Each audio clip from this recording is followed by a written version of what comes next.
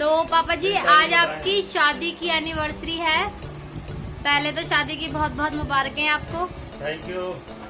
और आज आप बताइए कि आपकी शादी की डेट क्या है एग्जैक्ट ईयर? 14 मई सन 1984 1984 कनकपुर गाँव में मेरा ब्याह हुआ था।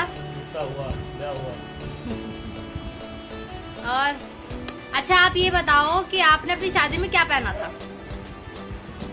कोई कुर्ता पजामा जब चलते तो उस टाइम पर मैंने पैंट टी शर्ट पहनी थी। तो चलते थे वो क्यों बता रहे? जो आपने पहना था वो बताओ। उस टाइम पे ऐसा ही गरीबी माहौल था, किसी पे पैंट टी शर्ट थी किसी पे नहीं थी, लेकिन मेरे में थी। अच्छा तो अच्छा क्या देंगे मैं? ये तुझे पता है मेरे होने वाले कौन है? फौज में है वो। सही तो कह रही हूँ। और अच्छा चलो पहला सवाल हो गया कि आपकी शादी की साल क्या था सवाल? हाँ शादी कब हुई थी। दूसरा सवाल आपने क्या पहना था। तीसरा सवाल ये कि मम्मी ने क्या पहना था। देखते हैं आपको कितना याद है। साड़ी में लिपटी हुई थी। साड़ी लपेट के दे दी थी। ऐसे गोल गोल ऐसे ऐसे करके लपेट के दे दी थी मम्मी को। अच्छा आप ये बताओ कि मम्मी ने जो साड़ी पहनी थी उसका कलर क्या था? उसका कलर पापा फंस गए। भगवा था। हाँ मम्मी ये तो मम्मी बताएंगी। रेड कलर था। ओ चलो पापा फेल हो गए इसमें।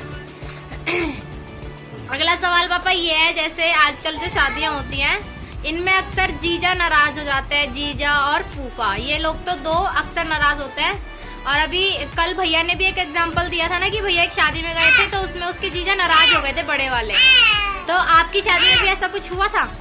मेरी शादी में कोई नाराज नहीं हुआ था, सब हर्षोल्लास के साथ हुआ था। और आजकल के जीजा वीजा जो ये नाराज होते हैं वो लोग भी लालची किस्म के होते हैं। उनको अगर किसी धनराशि में कमी आ जाए उनके देने लेने में तो वो नाराज हो जाते हैं। पहले ऐसा कुछ नहीं था, मिल गया तो ठीक, ना मिला तो ठीक। पहले एक दूसरे का मान सम्मान करते थे, रिश्तेदार, और शोभा बढ़ाते थे ब्याह शादियों में जाकर के।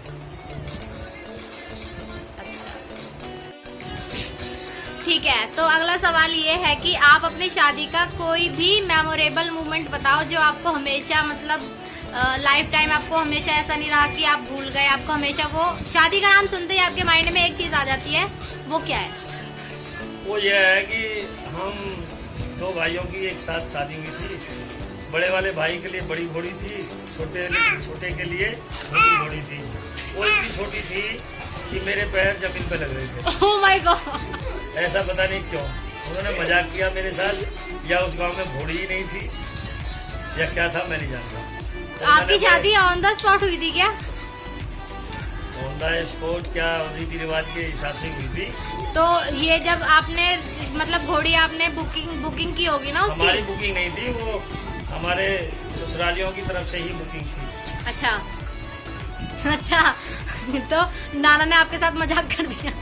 हाँ वो बड़ा प्रिय मजाक था। कि बड़े वाले को बड़ी और छोटे वाले को छोटी, इससे पहचानने में लोगों को आसानी होती कि जो बड़ी घोड़े पे है वो बड़ा है, जो छोटी घोड़ी पे है वो छोटा है। हाँ, पहले गांव में ऐसा ही होता था, पता नहीं क्यों उतनी नहीं पड़ती थी पहले ही वो मजाक ही इस तरीके का करते थे। और दूसरा पल एक दूसरा पल और याद आता है कि जब हमारे फेरे पड़ रहे थे तो संगीनों के साए में मेरे फेरे पड़े। मतलब संगीनों के साए में फेरे ये पड़े कि घरकुंडवा के चाचा ताऊ और भाई भतीजे सब मुझे घेरे पड़े थे। पता नहीं क्यों ऐसा उनको क्या लग रहा था, मैं नहीं समझ पाया आज तक भी। क्योंकि चारों तरफ से एक जुट बना करके बैठ गए और जब तक फेरे ना पड़े जब तक वो वहाँ से हिले नहीं। मैंने उनसे कई बार पूछा भाई ऐसा आप लोग क्यों बैठे हुए? बैठते हैं फेरों पर। कहीं आपके जूते बचाने के लिए तो नहीं बैठे थे वो? हो सकता है। मम्मी की हाँ एक बहन तो है, आपकी एक साली थी। उस साली का रोल हमारी खुफिया सास ने किया था। आप अच्छा आपने अपनी शादी में जूती चुराई कितनी दी थी? ऐसा तो खैर याद नहीं है, फिर भी कुछ पर लगभग 500 से नीचे नीचे ही दिया था। फिर भी बहुत थे 500 रुपए तो उस टाइम में। भाई मैं फौज में था, कोई ऐसे ही थोड़ी था। सभी ओ लोग कहते थे भाई। फौजी है, फौजी है। फौजी फौजी करके लूट लिया पापा को। हाँ, फौजी फौजी करके लूट लिया।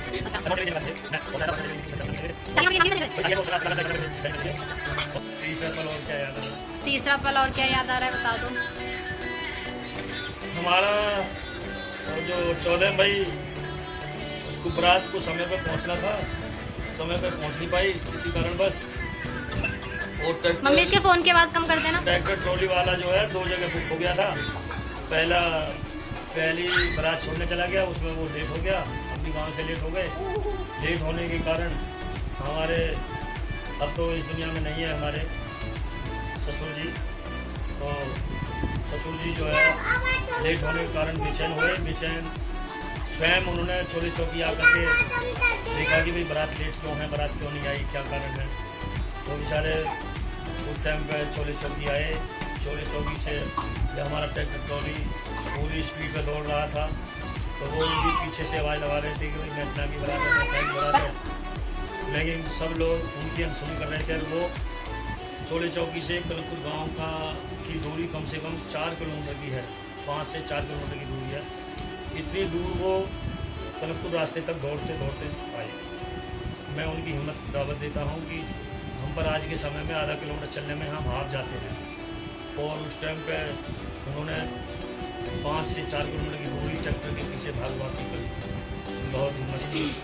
पहले लोगों में बहुत भाग दौड़ का कोई नहीं था, बहुत भाग दौड़ करते थे, मोटा रसम खाते पीते थे, तो वो पल तो उनके लिए आम बात थी ये। जैसे ही हम ट्रैक्टर ट्रॉली हमारी गांव के रास्ते पर जाकर रुकी, ऐसे ही वो पीछे से आके कर लगे मैं तो वहाँ से भाग आ रहा हूँ और आप लोगों ने ट्रैक्टर ट्रॉली रोकी नहीं, मैं हवाई मात्रा चला रहा हूँ। तो हम सब ने कहा कि हम तो ये समझिए कुछ चोर चक्का हमारे पीछे पड़ गया ट्रॉली के पीछे, तो उस वजह से ट्रैक्टर ट्रॉली नहीं रोकी। खैर उन्होंने हमारी सभी बारात को अपने द्वार तक लेके गए। वहाँ उन्होंने रीति रिवाज के हिसाब से जो चढ़त की जो प्रक्रिया होती है वो पूरी की, और फिर चढ़त दोनों भाइयों की घोड़ियाँ बुलाई और बारात समय अनुसार और गांव के रीति रिवाज के हिसाब से पूरे गांव में बारात चढ़वाई। सारे काम संपन्न हुए खुशी खुशी हर्षोल्लास के साथ। अगले दिन फिर हमारी बारात जो है दोपहर बाद वहाँ से विदा होकर के अपने गांव में इतना जल्द पहुँचे। तो एक सलाम हमारे नाना जी को। सलाम सलाम दयाराम जी ससुर जी, उनको सलाम। वो गौ आदमी थे, वो दान पुण्य में ज़्यादा विश्वास रखते थे। उनके द्वार पर जो भी मेरे समय में मैंने देखा, कभी भी कोई आया बिना दूध के बिना खाने के कभी कोई वापसी नहीं थी। वो कहते थे मेहमान मैं पकड़ा रहा हूँ इनको, ये 4 रोटी खा के जाए हैं तो 10 रोटी आ जाए, कहाँ पता नहीं। ऐसी सोच विचार के हमारे। और आज का समय ये है कि अगर घर में कोई रिश्तेदार आ जाए तो वो उसको उस वजह से देखते हैं कि वो आ गया 50 रुपये का खर्चा होता है। आज जिला के आने पानी पर 50 से लोग घटे। कारण ये है कि महंगाई का जमाना, काम वाम लोग नहीं। आज समय में लॉकडाउन चला है, 1 साल तकरीबन हमारा देश लॉकडाउन से गुजरा है। बीच में कुछ राहत मिली थी, उसके बाद अभी सारी कोरोना का कहर पूरे देश में फैला है। चलो हम आगे बढ़ते हैं। अगला सवाल ये है कि इस जमाने में तो कार से विदाइयाँ हो जाती हैं, पर पहले कैसे विदाइयाँ होती थी? मम्मी की जब विदाई हुई थी वो किस में हुई थी, किस में लेके गए थे आप? एम्बेसडर कार हमने बुक करी थी। उस जमाने में होती थी कार? हाँ क्यों नहीं होती थी। एम्बेसडर कार का ज़्यादा चलन था, और ये आजकल की जो नई गाड़ियाँ चल रही हैं उस टाइम पर वो थी नहीं। पहले तो एम्बेसडर ज़्यादा थी, जीपें होती थी, फीएट कार होती थी, पर ब्याह शादियों में एम्बेसडर कार ज़्यादा बोल वाला था। और एम्बेसडर कार एकदम बहुत बढ़िया गाड़ी होती थी। तो उसमें मम्मी की विदाई हुई? उसमें एम्बेसडर कार में हम दोनों भाइयों की लड़ें बैठ के अपने गांव में अपना आए। वहाँ रीति रिवाज के हिसाब से हमारे संगनी को, दोनों भाइयों की संगनियों को रीति रिवाज के हिसाब से घर में प्रवेश किया, मान सम्मान किया।